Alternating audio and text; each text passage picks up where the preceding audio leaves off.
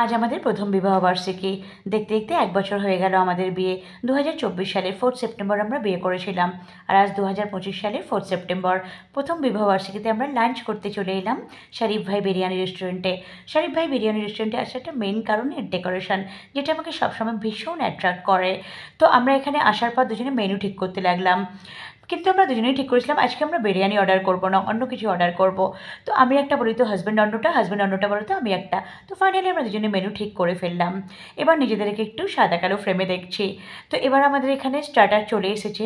এটা mash chicken with মশালা ছিল স্টার্টারটা। আর আমার হাজব্যান্ড আমাকে লেবু নিংড়ে দিচ্ছে। এর সাথে লেবু মিক্স করার পর এর টেস্টটা অনেকক্ষণ বেড়ে গেল।